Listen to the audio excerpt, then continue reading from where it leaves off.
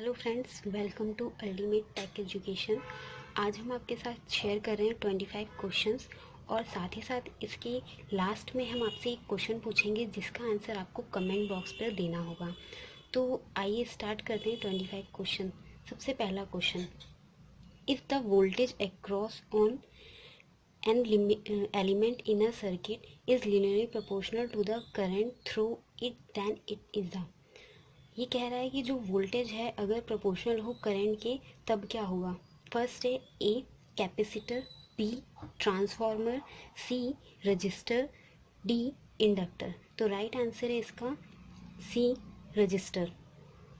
Next second, which of the following is a group of passive device. इसमें से passive device कौन कौन सी हैं। तो ए है diode, capacitor, inductor, transistor, B resistor, capacitor, inductor, transistor, C transformer, resistor, capacitor, inductor, या फिर D resistor, capacitor, inductor, FET। तो जो हमारे पैसिव डिवाइस होते हैं वो क्या होते हैं, जो एनर्जी को प्रोवाइड नहीं करते। तो वो कौन कौन से एलिमेंट होते हैं, RLC मतलब रेजिस्टेंस, कैपेसिटर, इंडक्टर और साथ ही साथ ट्रांसफार्मर। तो सी इसका जो है राइट आंसर है। ठीक है, नेक्स्ट है आपका द लाइन इंटीग्रल। थर्ड है question, the line integral of magnetic field intensity around closed path is equal to current enclosed by path. This statement is associated with which law?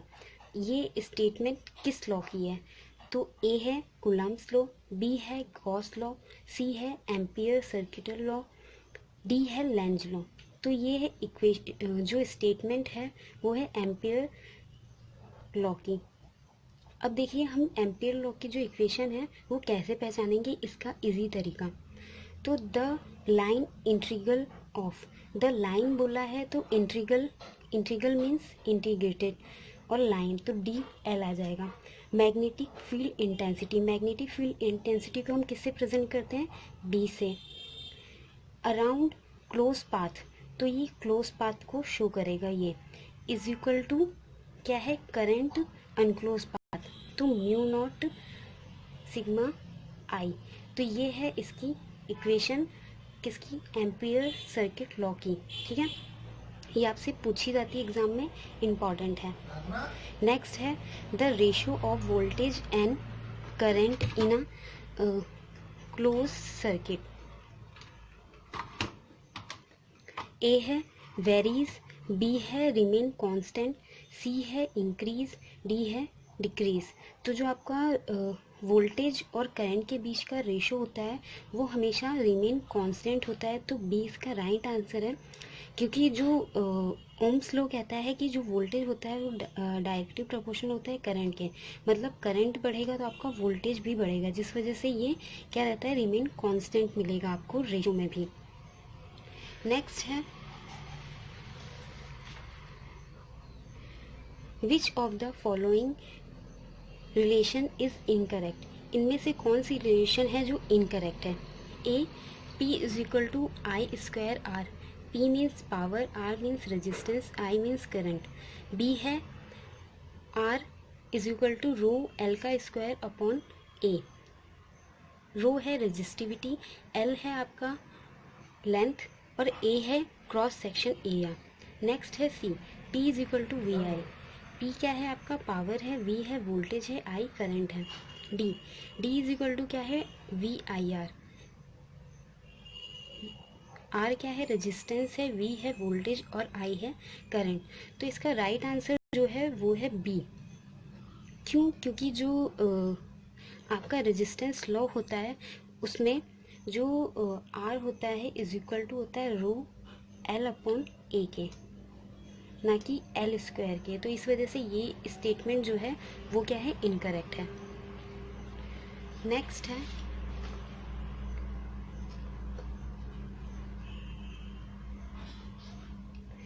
The unit of charge is.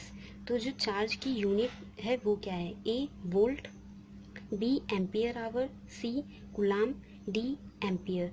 तो इसकी जो charge की जो unit होती है वो गुलाम होती है। तो राइट आंसर है गुलाम। नेक्स्ट है seventh, which of the following device will be obey Ohm's law. Ohm's law को कौन सी डिवाइस फॉलो करती है?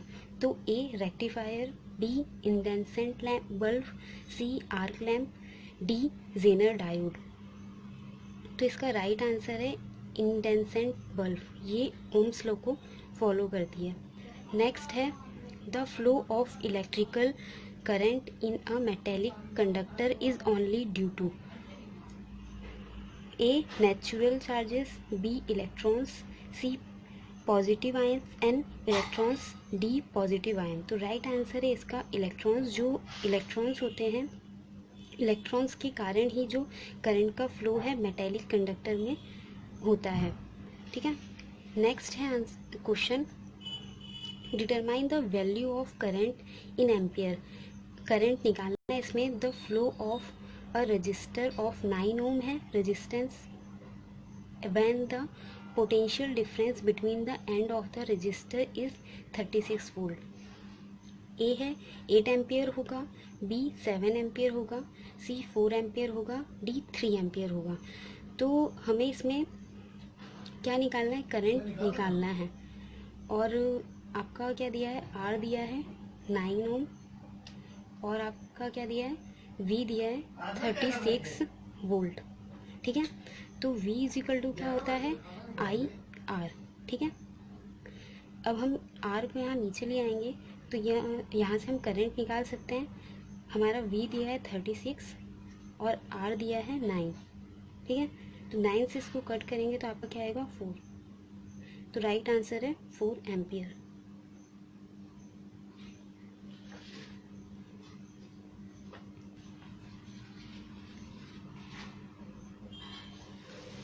नेक्स्ट क्वेश्चन है, when which one of the following statements is true about the Ohm's law?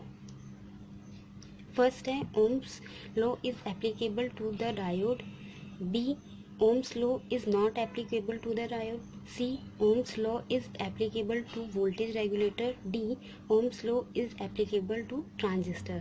तो right है Ohm's law is not applicable to diode, क्योंकि हमारी जो ओम्स लॉ है वो ना तो डायोड में हम यूज़ करते हैं, ना तो वोल्टेज रेगुलेटर में यूज़ करते हैं, ना तो ट्रांजिस्टर में करते हैं। इसलिए इसका राइट आंसर है Ohm's law is not applicable to diode.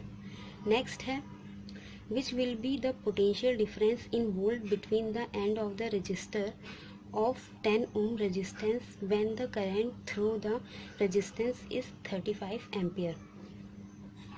ए है हमारा 35 वोल्ट, बी है हमारा 40 वोल्ट, सी है हमारा 45 वोल्ट और डी है हमारा 50 वोल्ट। तो इसमें से राइट आंसर क्या है? तो देखिए, जो हमें दिया है, हमें वोल्टेज निकालना है।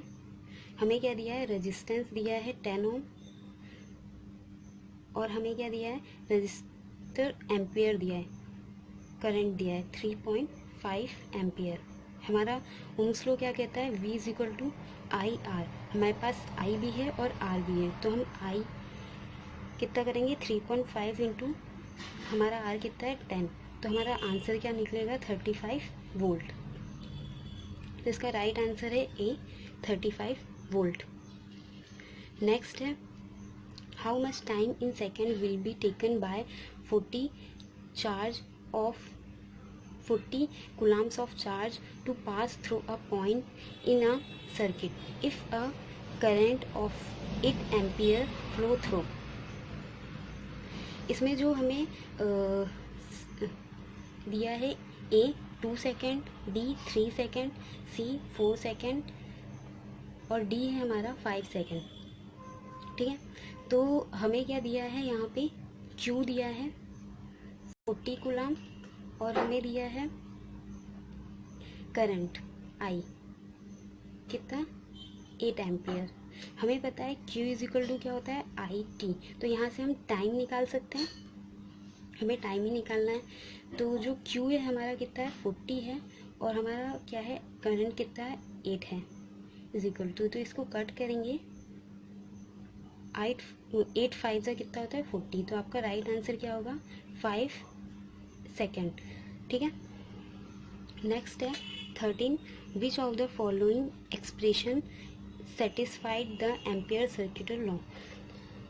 तो मैंने अभी आपको एम्पियर सर्किट लॉ की इक्वेशन बताई थी। तो फर्स्ट ए है integrated B D L is equal to Q naught sigma I, B है integrated B D L is equal to mu not I square, integrated B D L is equal to mu naught sigma H, D है integral B D L is equal to mu not H का square.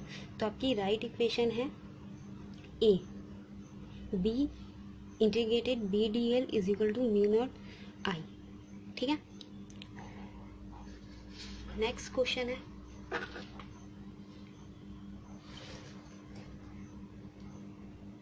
Which of the following is the correct expression for the electrical power. Electrical power की हमारी कौन सी equation सही है। A है V R, B है वी अपॉन आर, सी है वी स्क्वायर आर, डी है वी स्क्वायर अपॉन आर। तो हमें पता है पी इज इक्वल टू क्या होता है आई स्क्वायर आर। ठीक है, ओम्स लॉ हमारा क्या कहता है V is equal to I R. हम यहाँ से आई की वैल्यू निकाल सकते हैं, आई इज इक्वल टू हो जाएगा वी अपॉन आर, इसमें हम पुट कर देंगे P is equal to V का स्क्वायर अपॉन आर का स्क्वायर इंटू आर। ये आर से आर कैंसिल हो जाएगा, तो क्या बचेगा पावर हमारी वी स्क्वायर अपॉन आर। तो राइट आंसर क्या है D, V square upon R. ये क्या है हमारी इलेक्ट्रिकल पावर है। ठीक है, नेक्स्ट आंसर है, next question sorry, which one of the following is the statement of Ohm's law. Ohm's law को कौन सी स्टेटमेंट है इसमें से करेक्ट। ए है voltage is always equal to current, B है voltage is inversely proportional to current, C है current is directly proportional to the voltage, D है current does not depend on the voltage. तो हमें पता है कि जो करंट होता है वो डायरेक्टली किसके प्रोपोर्शनल होता है वोल्टेज के। तो हमारी सी क्या है राइट आंसर। नेक्स्ट है Ohm's law is applicable to A constant and variable temperature, B constant temperature, C variable temperature, D any of the option. तो राइट आंसर है कांस्टेंट टेम्परेचर। मैंने आपको बताया था जो रेशो होता है वो भी कांस्टेंट होता है, इसलिए टेम्परेचर भी इसका क्या है कांस्टेंट है। नेक्स्ट है 17, which of the following are immobile. इसमें से ए है इलेक्ट्रॉन्स, बी है होल्स, सी है आयंस, डी है नन ऑफ दिस। इसमें से इमोबाइल मतलब गतिहीन कौन सा है। तो गतिहीन आपका आयंस होते हैं, इनकी कोई गति नहीं होती है। तो right answer C ions. Next है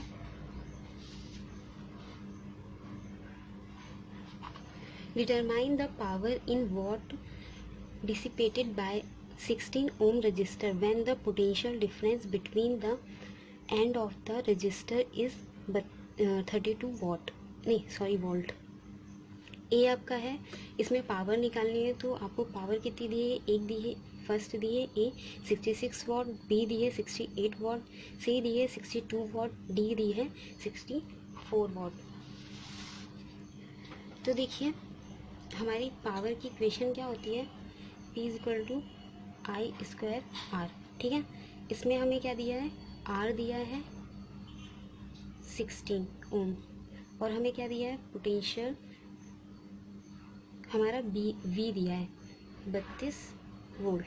तो हमने अभी निकालना था कि हम यहाँ से करंट की वैल्यू निकाल सकते हैं V is equal to I R, P is equal to हो जाएगा वी स्क्वायर अपॉन आर। जब हम इसमें वी स्क्वायर रखेंगे 32 इंटू 32 अपॉन 16 टू ज़ा 32। जब हम इसके इंटू करेंगे 2 टू ज़ा 4, 2 3 ज़ा 6, तो राइट आंसर हो जाएगा 64 वॉट। ठीक है, नेक्स्ट आंसर क्वेश्चन है how much power in watt will be dissipated by a 5 ohm resistor in which the value of current is 2 ampere. जब आपका वॉट है 10 वॉट, दूसरा दिया है 30 वॉट, सी दिया है 20 वॉट, डी दिया है 40 वॉट। अब इसमें भी देखिए आपकी जो पावर की इक्वेशन जो होती है,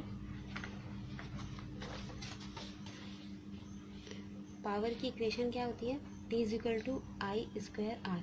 इसमें आपको क्या दिया है, रजिस्टर दिया है कितना 5 ओम, और क्या दिया है, करंट इज़ 2 एम्पियर। करंट आपको दिया है आई 2 एम्पियर। जब हम इसमें 2 एम्पियर पुट करेंगे इनटू आपको क्या दिया है, रजिस्टर 4 इंटू 5 कितना हो जाएगा 20 वॉट। तो आपका सी आंसर रहेगा 20 वॉट। ठीक है। नेक्स्ट है आपका which of the following is dimension of resistance. Dimension की रेजिस्टेंस की डायमेंशन क्या होती है, ए ml का square Q square T, B Q square T square upon ml का स्क्वायर, सी ml का स्क्वायर क्यू टी का square, D ml Q T का स्क्वायर। तो राइट आंसर है ए ml का square upon Q square T. ठीक है। Next Ohm's law. Ohm's is the SI unit. Ohms की एसआई यूनिट क्या होती है, कैपेसिटेंस, इंडक्टेंस या फिर रेजिस्टेंस या फिर कंडक्टेंस। तो ओम्स की जो एसआई यूनिट होती है वो रेजिस्टेंस होती है। नेक्स्ट है which of the following is correct expression of Gauss law. Gauss law की करेक्ट एक्सप्रेशन क्या है,